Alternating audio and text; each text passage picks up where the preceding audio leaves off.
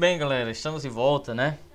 Depois de estudarmos os vetores, vessores, que são os vetores unitários, de enveredarmos um pouco pela cinemática vetorial, a gente vai dar continuidade hoje. Fiz questão de abrir um parênteses para a gente explicar a composição de movimentos, tá? Poderia muito bem estar atrelando isso aos movimentos bidimensionais, ou seja, os lançamentos oblíquos ou horizontal, mas abri esse parênteses para a gente discutir aqui pausadamente, alguns minutos, o que seria essa composição dos movimentos, tá?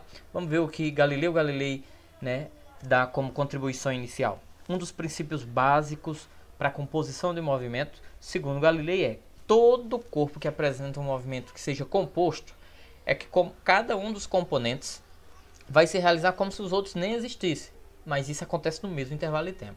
Para vocês terem uma ideia, deixa eu pegar aqui a nossa apontadora laser. Aqui nós temos duas situações, né, com ou sem o movimento, né, influenciado pela correnteza do rio. Por exemplo, uma navegação, uma embarcação sai desse ponto em um, precisa chegar a outra extremidade do rio. Se levarmos em conta a correnteza do rio, né, a correnteza do rio vai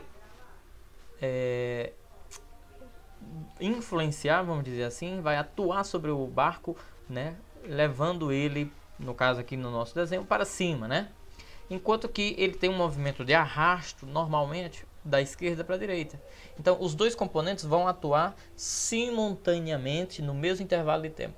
Isso implica dizer que a embarcação não vai vir em linha reta, né? A embarcação ela vai vir por esse componente diagonal, que é um composto, né?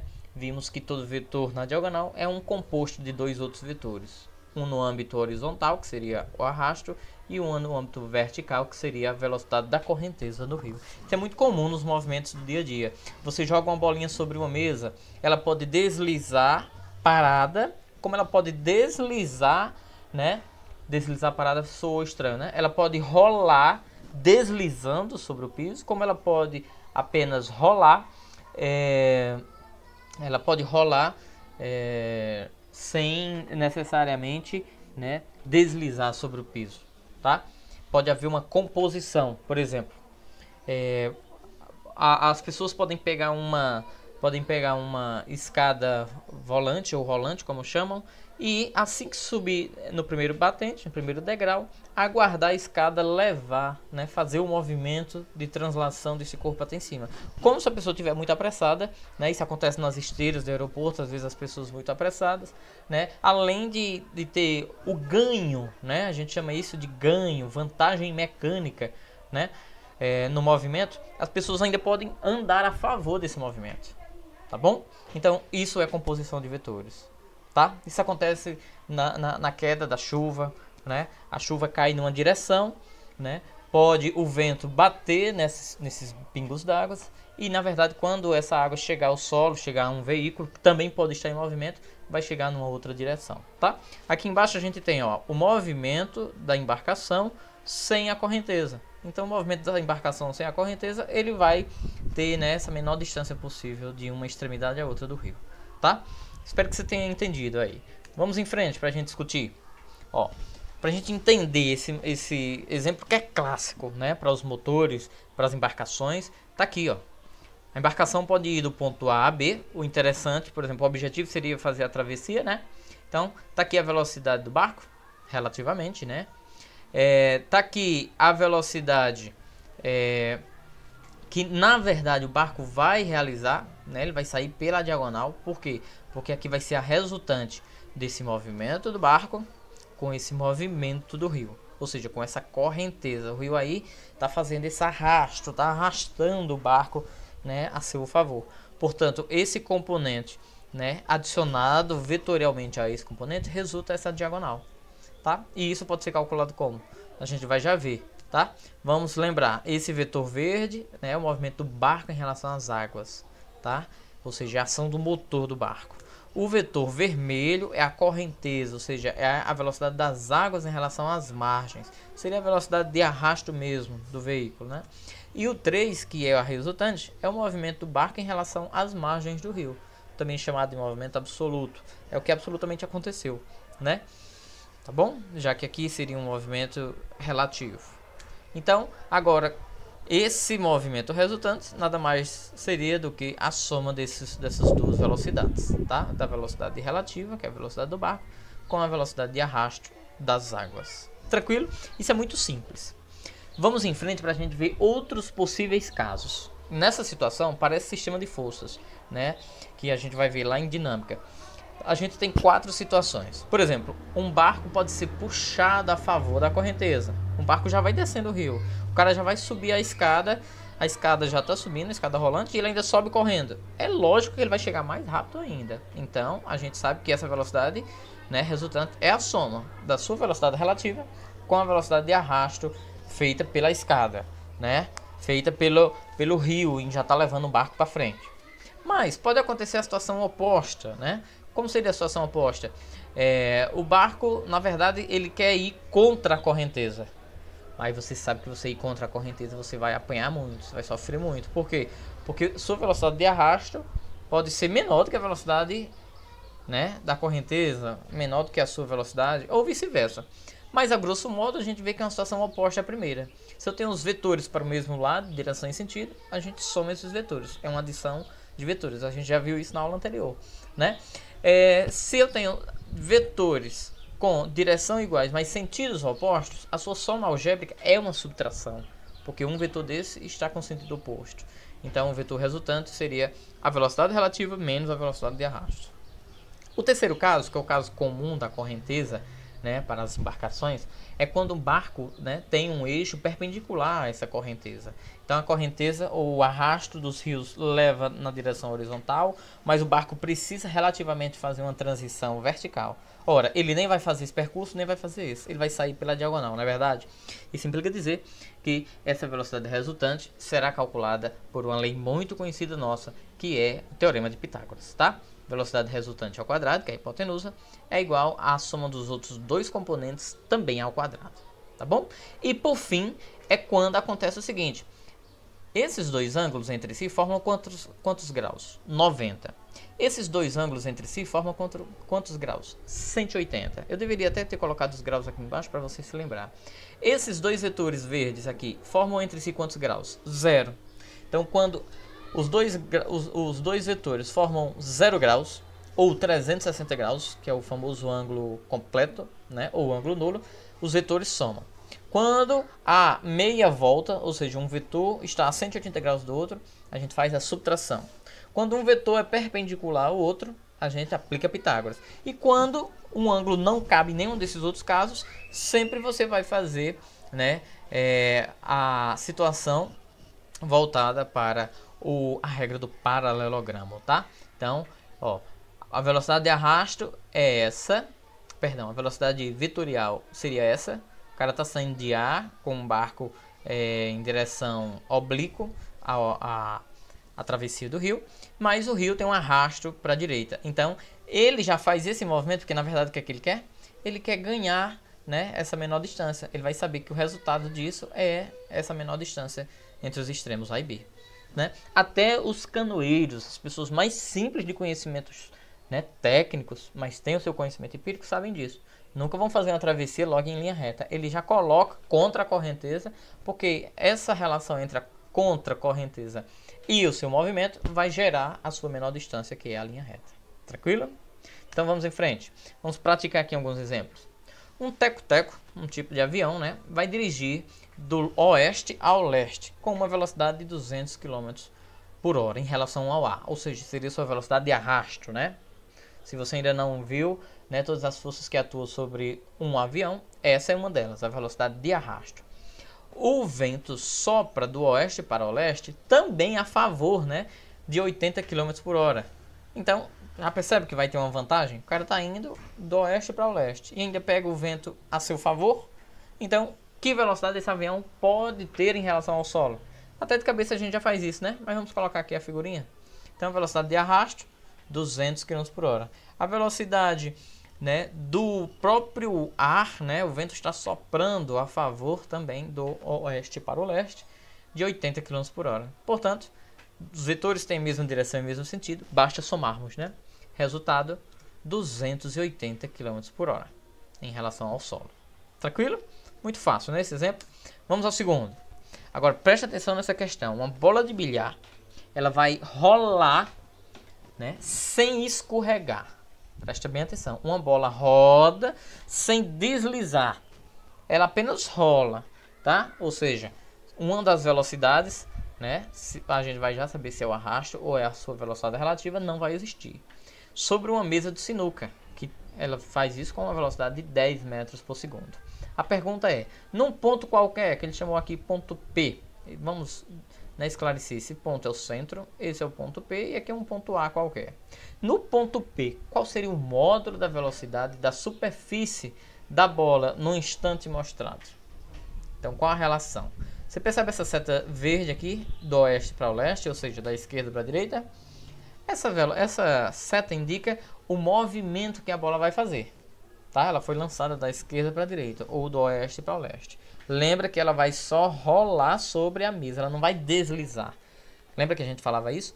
Se ela, além de rolar, ainda de sair deslizando, aí tínhamos duas velocidades. Velocidade de arrasto e a velocidade relativa. Tá bom? Então, eu acho que já dei spoiler demais para a resposta dessa questão. Vamos resolvê-la. Então, a gente vai chamar de movimento de translação esse movimento de mudança de posição, de onde ela sai até onde ela vai chegar. E a gente vai chamar de movimento de rotação, né, a sua rotação em torno do seu eixo, que é o que ela vai estar fazendo. Tá bom? Então, tranquilo em relação a isso, né? Agora vamos ver o que acontece. Lembra que o enunciado diz que a bola não escorrega? Se a roda não escorrega, a gente subtende-se, né, que na posição de contato bola solo, bola chão, indicado no ponto A velocidade sempre é nula. Ou seja, um está parado em relação ao outro, um está em repouso em relação ao outro. Quando o corpo está em repouso em relação ao outro, a velocidade é zero. Tá? Então, a velocidade resultante é a soma dessas duas velocidades, né? Essa velocidade vermelha aqui, esse vetor vermelho, é o movimento de rotação da bola, né, contrário ao movimento, né, relativo, movimento de translação. Mas sabe-se que esses dois vetores são de mesmo tamanho, têm direções opostas, portanto, né, um vai neutralizar o outro, tá? Então, velocidade 10. Beleza? Isso implica dizer que no ponto P agora tem condições da gente descobrir qual seria o seu vetor resultante. Ora, se no ponto P eu tenho um vetor verde da esquerda para a direita, ou seja, do oeste para leste, com 10 metros por segundo. No ponto P eu tenho um movimento de rotação voltado para baixo, já que ela é tangencial, né, em cada ponto, de 10 metros por segundo. Aqui é aquele famoso, né, aquela famosa diagonal de um quadrado de lado 10. Até de cabeça a gente já consegue fazer. Todo quadrado de lado igual, óbvio, tem sua diagonal encontrada por L raiz de 2. Não é verdade? Então esse vetor resultante, né, esse vetor resultante que é a hipotenusa, para quem não lembra dessa propriedade que eu estou falando, ia fazer 10 ao quadrado mais 10 ao quadrado. Depois retirava a raiz desse resultado e encontrar o valor que eu havia falado. Então está aqui. Velocidade resultante ao quadrado é igual a 10 ao quadrado mais 10 ao quadrado. 10 ao quadrado é 100, 100 mais 100, 200. Se extrairmos a raiz de 200, ora, 200 é quem? 200 é 2 vezes 100. Raiz de 100 existe, é 10. E a de 2 não, né? Então, a velocidade resultante, esse vetor aqui, azul, tá? É 10 raiz de 2 metros por segundo. Tranquilo? Muito bem. Vamos para a nossa terceira questão. Olha que questão interessante. Nossa penúltima, né?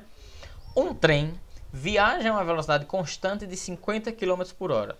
Perceba se isso não acontece no dia a dia da gente, né?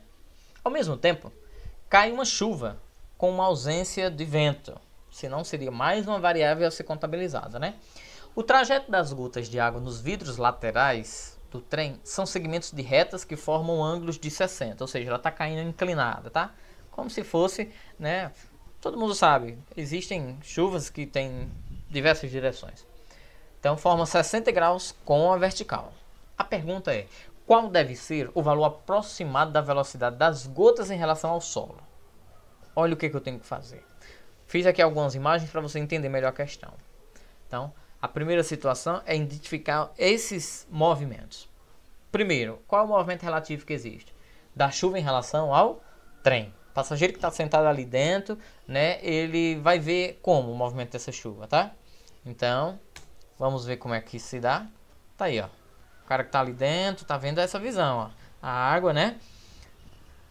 Às vezes até com uma certa velocidade do veículo a gente já vê a águazinha, né, de um para-brisa já escorrer nessa direção, tá? Então a velocidade relativa forma 60 graus com a vertical.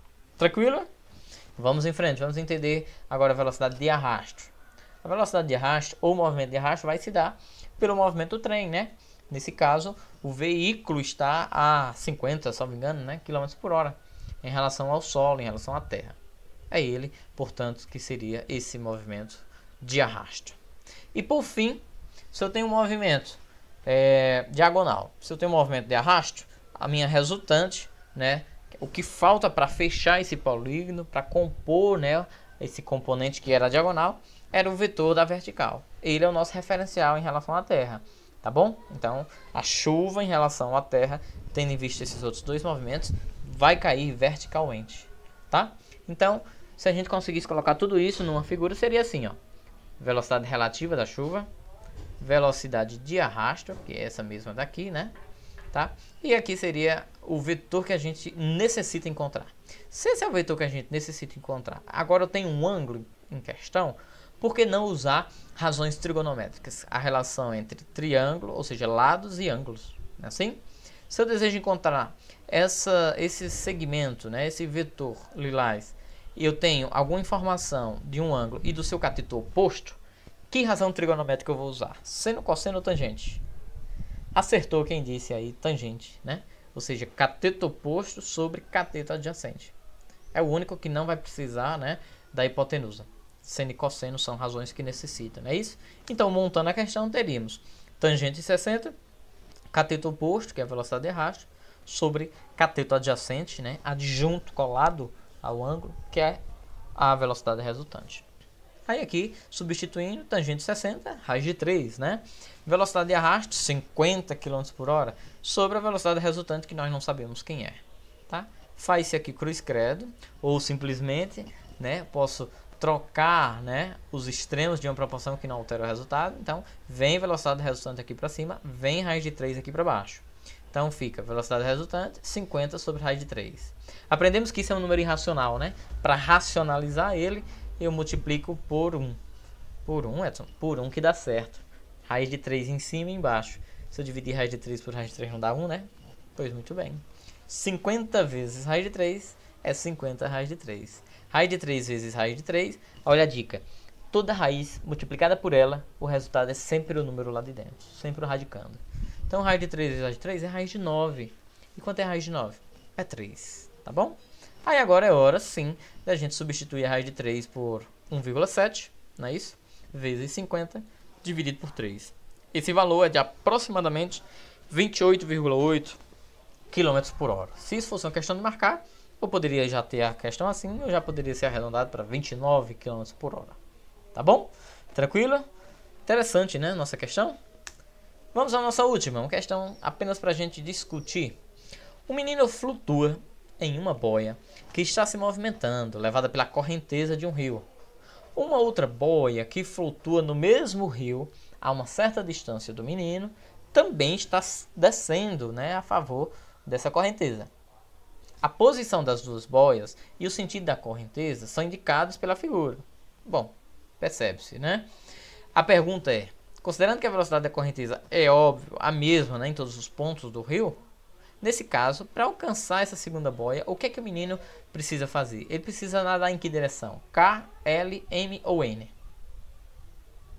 Já matou a charada? Se o menino e a boia estão no mesmo rio, com a mesma velocidade, é aquele caso de Velozes e Furiosos, sabe? Os dois estão ali lado a lado, né? Os dois estão lado a lado e uma enorme velocidade, 150, 200 km por hora. E a pergunta é, um está em movimento em relação ao outro ou está parado? Um está parado em relação ao outro, está em repouso.